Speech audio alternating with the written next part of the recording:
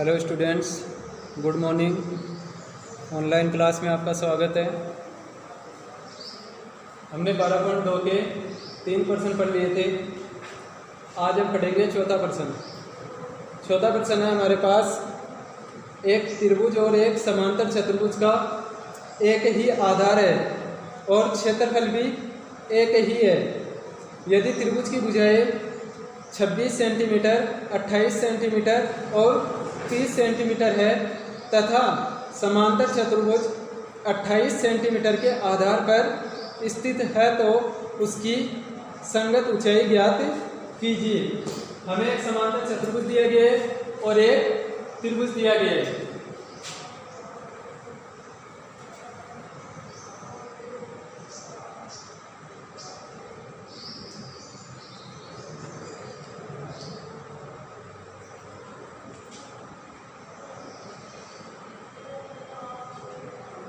जैसे ये तो कोई समांतर चतुर्भुज है हमारे पास, इसको नाम दे दिया ABCD। हमें बोल रहा है कि समांतर चतुर्भुज और त्रिभुज दोनों का आधार एक ही है। तो मान लिया समांतर चतुर्भुज का आधार हमारे पास AB है, तो जो त्रिभुज बना है उसका आधार भी हमारे पास AB ही होना चाहिए। तो मान लिया यहाँ पर ये त्रिभुज बन रहा है हमारे पास, यहाँ पर लिख दिया E। समांतर चतुर्भुज ABCD, इसका आधार AB है और त्रिभुज ABE, इसका भी आधार क्या है हमारे पास AB है। मतलब हमें बोला है कि समांतर चतुर्भुज और त्रिभुज दोनों एक ही आधार पर बने हुए हैं और ये जो आधार है इसका मान दिया गया है हमें 28 सेंटीमीटर। ये AB का मान है हमारे पास 28 सेंटीमीटर और त्रिभुज की भुजाएं दी गई है हमें 26 सेंटीमीटर, 28 सेंटीमीटर और 30 सेंटीमीटर। तो हमारे पास 28 सेंटीमीटर तो ये भुजा हो गई, तो इसको मान लिया हमने, ये भुजा मान लिया हमने 30 सेंटीमीटर और ये भुजा मान लिया हमने 26 सेंटीमीटर। और हमें बोल रहा है कि त्रिभुज और इस समांतर चतुर्भुज दोनों का क्षेत्रफल समान है, तो इस समांतर चतुर्भुज की ऊंचाई ज्ञात कीजिए। मतलब हमें इस समांतर चतुर्भुज की ये ऊंचाई ज्ञात करनी है। तो इसमें लिखेंगे हम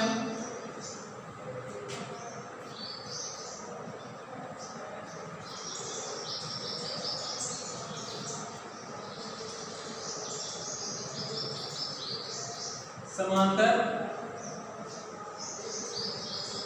चतुर्भुज, समांतर चतुर्भुज ABCD के लिए, समांतर चतुर्भुज ABCD के लिए मान लिया आधार इस समांतर चतुर्भुज का आधार है हमारे पास AB। तो यहाँ पर लिख दिया हम AB बराबर 28 सेंटीमीटर। मतलब इस समांतर चतुर्भुज का आधार हो गया हमारे पास 28 सेंटीमीटर।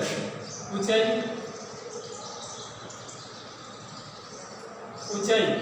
इसकी ऊंचाई है हमारे पास DF।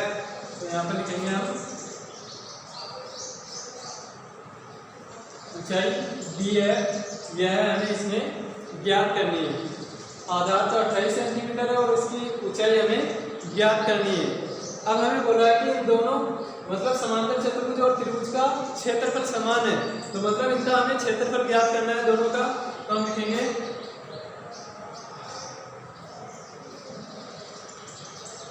समांतर चतुर्भुज ABCD का क्षेत्रफल, और समांतर चतुर्भुज का क्षेत्रफल ज्ञात करने का सूत्र होता है हमारे पास आधार इंटू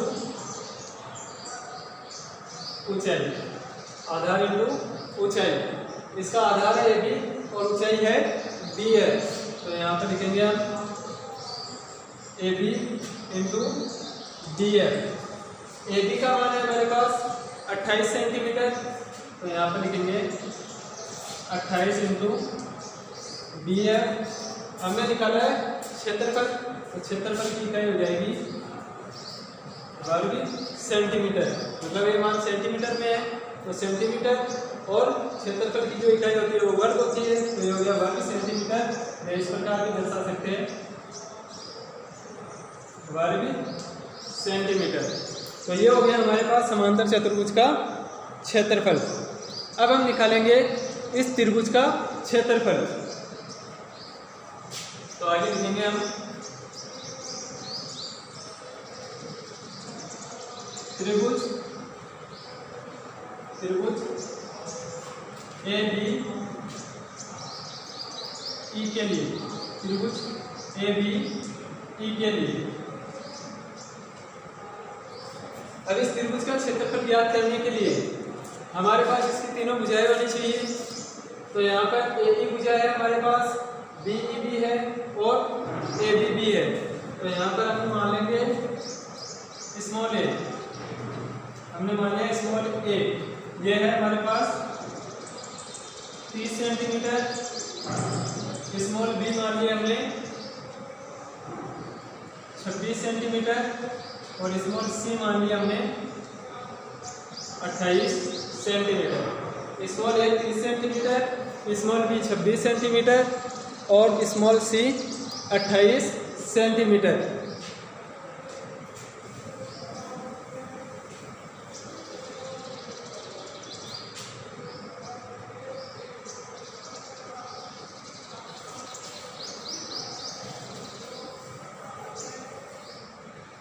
अब हम निकालेंगे इसका क्षेत्रफल। तो क्षेत्रफल ज्ञात करने के लिए पहले हमें निकालना है इसका अर्ध परिमाप। तो आगे लिखेंगे हम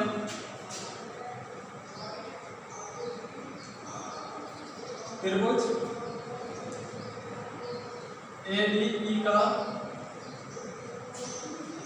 अर्ध परिमाप। अर्ध परिमाप को दर्शाते हैं हम एस से, और एस का सूत्र होता है हमारे पास ए प्लस बी प्लस सी बटा 2। ए प्लस बी प्लस सी बटा 2। ए का मान है 30 प्लस बी का मान 26 प्लस सी का मान 28 बटा 2। 30 प्लस 26 प्लस 28 बटा 2। अब इनका हमें जोड़ करना है। तो ये हो जाएगा हमारे पास 84 बटा 2 बराबर हमारे पास आ जाएगा 42 सेंटीमीटर। मतलब इसका जो अर्ध परिमाप है त्रिभुज का वो हो जाएगा हमारे पास 42 सेंटीमीटर। अब हम निकालेंगे इसका क्षेत्रफल।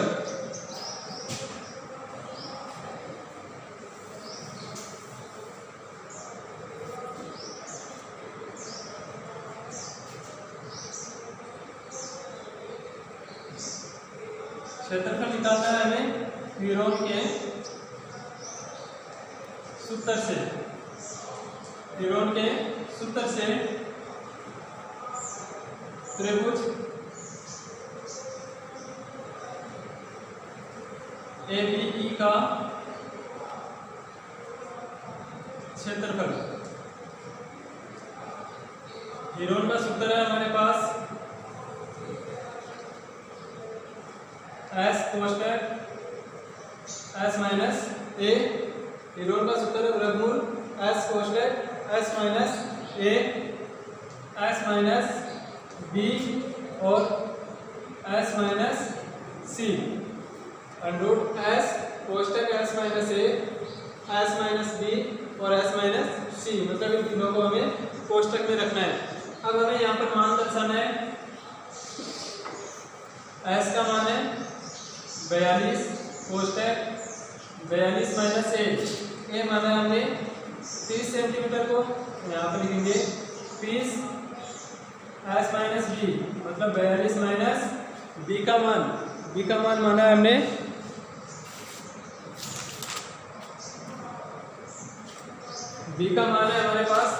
26 और एस माइनस सी तो 42 माइनस 28। 42 और कोष्टक में 42 माइनस 30, फिर 42 माइनस 26 और फिर 42 माइनस 28। आगे ये 42 इंटू 42 में से 30 घटाएंगे तो हमारे पास आ जाएगा यहाँ पर 12 इंटू फिर 42 में से हमें 26 घटाने हैं तो ये हो जाएगा 16 इंटू और 42 में से हम 28 घटाएंगे ये हो जाएगा हमारे पास 14। 42 इंटू 42 में से 30 घटाने पर ये हो गया हमारे पास 12 और 42 में से 26 घटाने पर ये हो गया हमारे पास 16 और 42 में से 28 घटाने पर ये हो गया हमारे पास 14। आगे देखते हैं।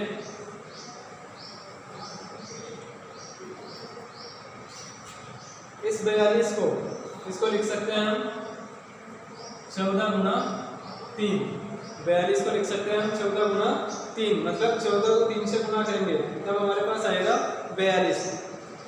आगे 12 को लिख सकते हैं हम 4 गुना 3।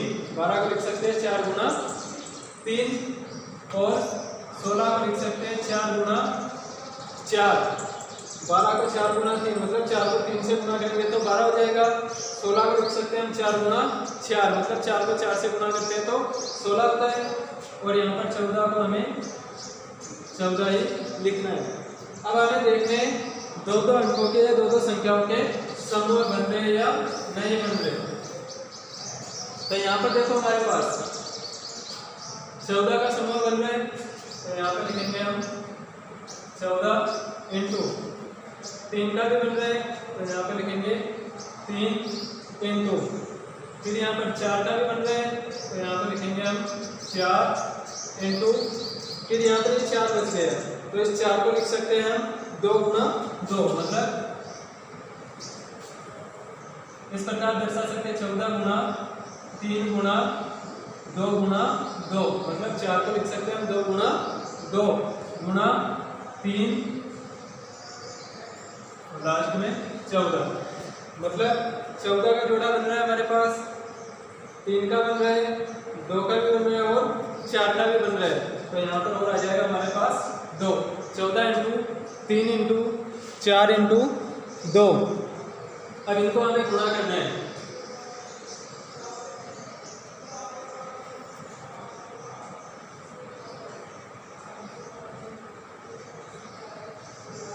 तो ये हो जाएगा हमारे पास 336 वर्ग सेंटीमीटर या सेंटीमीटर का स्क्वायर मतलब 14 को 3 को 4 को और 2 को इन तीनों को गुणा करने पर हमारे पास आएगा 336 वर्ग सेंटीमीटर।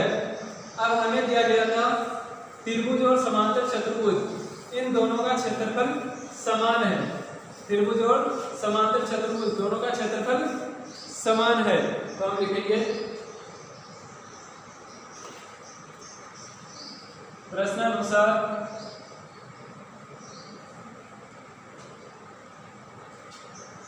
प्रश्न में हमें दिया है समांतर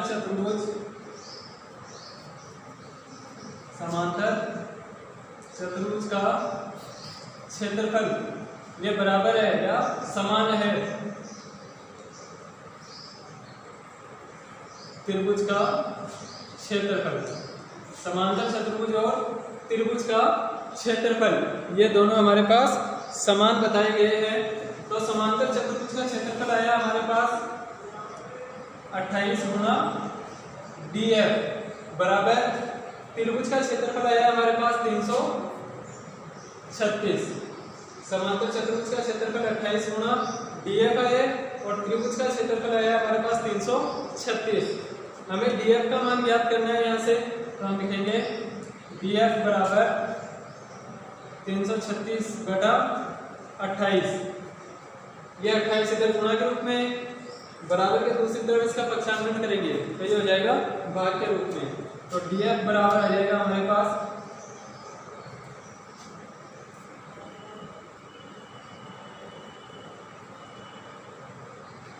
12 सेंटीमीटर।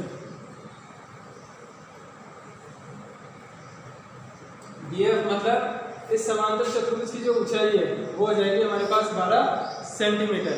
तो इसमें लास्ट में लिखना है हमें, अतः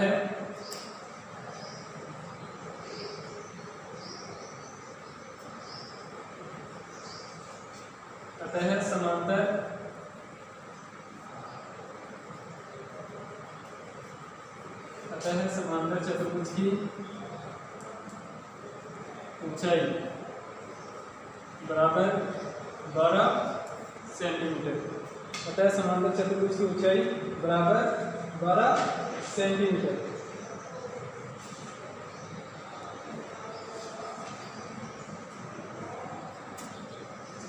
अब देखते हैं हम 5वां प्रश्न।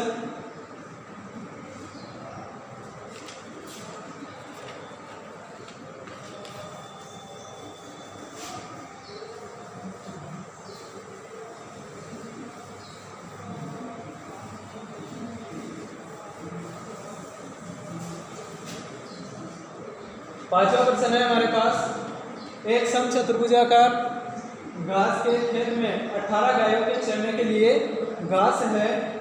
यदि इस समचतुर्भुज की प्रत्येक भुजा 30 मीटर है और बड़ा विकर्ण 48 मीटर है, तो प्रत्येक गाय को चरने के लिए इस घास के खेत का कितना क्षेत्रफल प्राप्त होगा।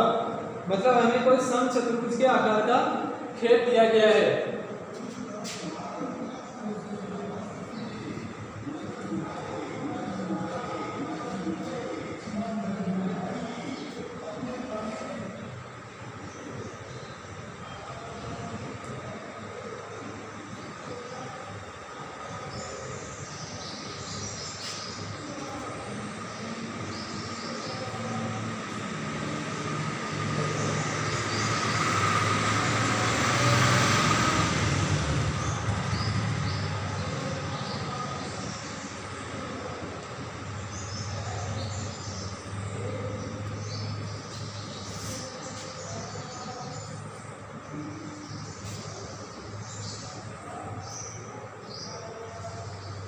ये कोई समचतुर्भुज के आकार का हमें खेत दिया गया है और इसकी प्रत्येक भुजा बताई गई है हमें 30 मीटर और इसका जो बड़ा विकर्ण है वो बताया गया हमें 48 मीटर।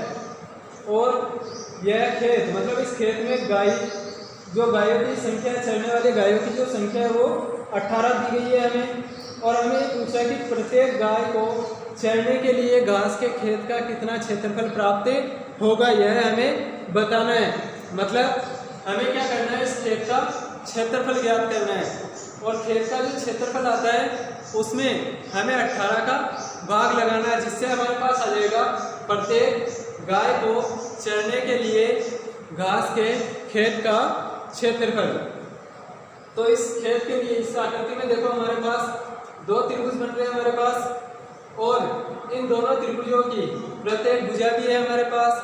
तो हम क्या करेंगे, हमें दिया गया है समचतुर्भुज, मतलब इनमें से किसी एक त्रिभुज का हमें क्षेत्रफल ज्ञात करना है और उसको 2 से गुणा करना है, जिससे हमारे पास इस पूरे समचतुर्भुज का क्षेत्रफल प्राप्त होगा, मतलब इस पूरे खेत का क्षेत्रफल प्राप्त होगा।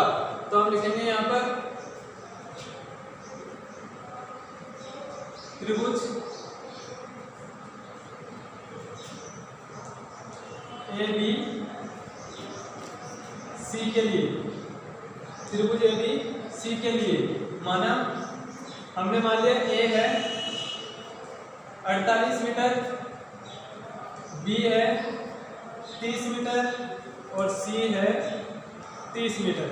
मतलब इसको A मान लिया हमने, इसको B मान लिया और इसको C मान लिया। पहले इस त्रिभुज का क्षेत्रफल हम ज्ञात करेंगे। तो ये हो गया हमारे पास A, B और C। अब हम निकालेंगे इसका अर्ध परिमाप। तो यहाँ पर लिखेंगे हम अर्ध परिमाप, जिसको दर्शाते हैं हम S से। तो अर्ध परिमाप ज्ञात करने के लिए हमारे पास सूत्र होता है A plus B plus C बटा 2। A plus B plus C बटा 2। A का मान है हमारे पास 48 प्लस B का मान 30 प्लस फिर सी का मान भी है हमारे पास 30/2। अब इसको जोड़ने पर हमारे पास आ जाएगा 108/2 बराबर होगा 54 मीटर। मतलब 108 में 2 का भाग देने पर आ जाएगा हमारे पास 54 मीटर। अब हम इसका क्षेत्रफल ज्ञात करेंगे तो हम लिखेंगे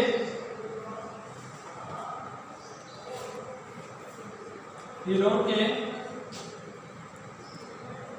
सूत्र से त्रिभुज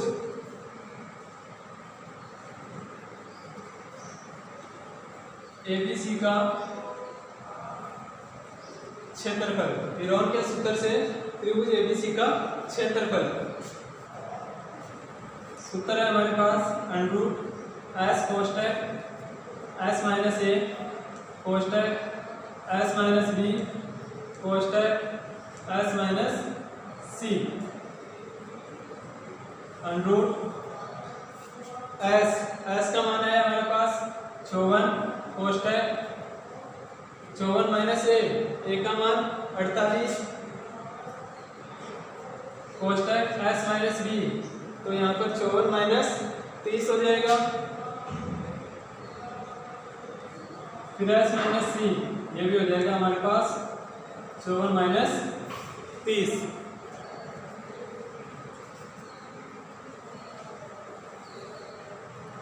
फिर 54 इंटू 54 में से 48 घटाने पर ये बचेगा हमारे पास 6 इंटू 54 में से 30 घटाने पर ये बचेगा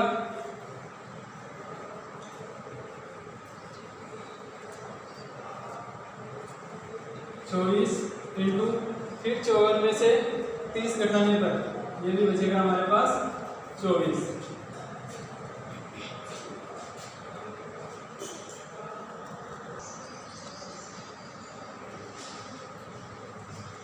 54 इंटू 6 इंटू 24 इंटू 24। अब आगे इस 54 को हम लिख सकते हैं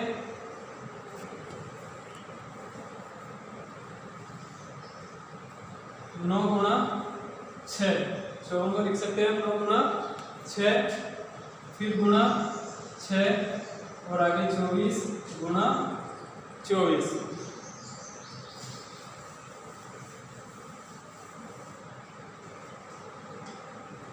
इसके बाद इस 9 को लिख सकते हैं हम 3 गुणा 3 फिर 6 गुणा 6 और फिर 24 गुणा 24। अब यहाँ पर देखते हैं हम 3 गुणा 3 दो अंकों का समूह बन रहा है। फिर 6 गुणा 6 और फिर 24 गुणा 24। तो हम लिखेंगे आगे 3 गुणा 6 गुणा 24। अब इन तीनों को हमें गुणा करना है।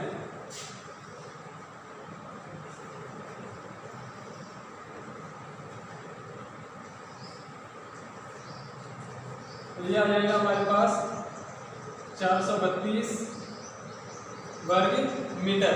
मतलब इस त्रिभुज ABC का क्षेत्रफल आ जाएगा हमारे पास 432 वर्ग मीटर। ये तो इस त्रिभुज का क्षेत्रफल आया है हमारे पास। हमें पूरे समचतुर्भुज का क्षेत्रफल ज्ञात करना है तो इसको हम गुणा करेंगे 2 से।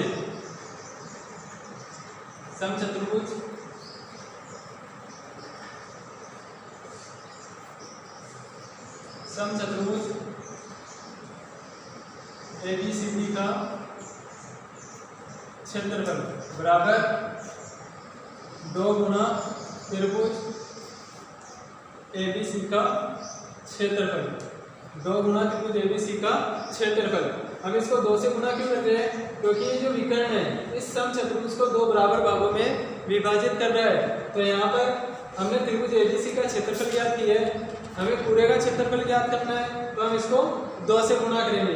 तो यहाँ पर हमारे पास हो जाएगा 2 गुणा 432। तो ये हो जाएगा हमारे पास 864 वर्ग मीटर। मतलब इस पूरे समचतुर्भुजाकार खेत का जो क्षेत्रफल है वो आ जाएगा हमारे पास 864 वर्ग मीटर।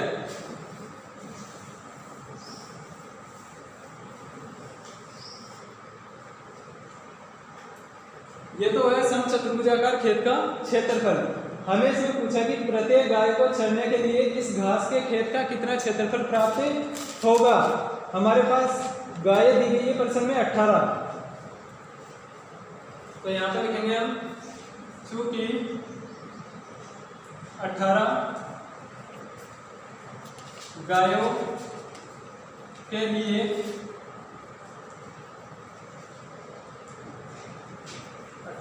लिए चरने के लिए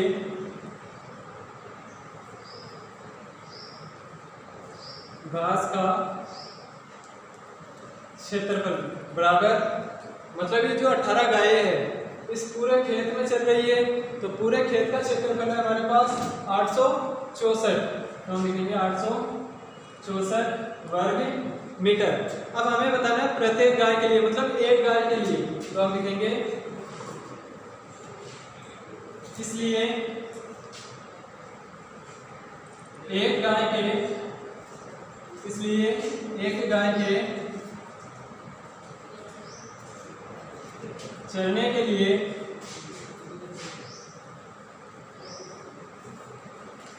घास का क्षेत्रफल, मतलब 18 से हमें एक का ज्ञात करना है। जब अधिक से कम संख्या का मान हमें ज्ञात करना हो तो हमें क्या करना है, उसका भाग लगाना है, मतलब 18 का भाग लगाना है हमें 864 में। तो यहाँ पर लिखेंगे हम 864 बटा 18, तो यहाँ पर आ जाएगा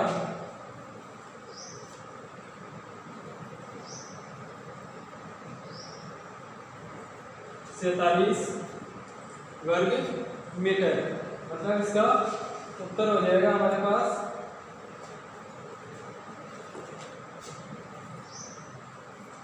864 में 18 का भाग लगाना, मतलब 48 वर्ग मीटर।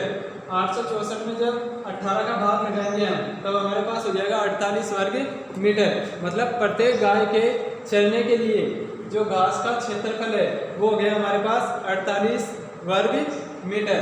तो इसमें हम आगे लिखेंगे अतः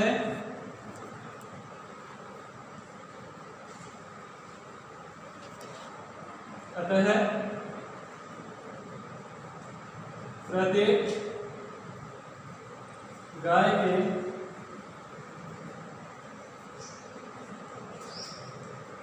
चरने के लिए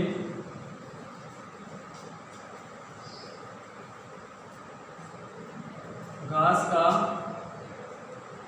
क्षेत्रफल बराबर 48 वर्ग मीटर।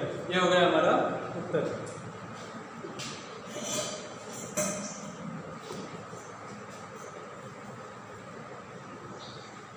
ठीक है बच्चों, बाकी पढ़ेंगे हम कल।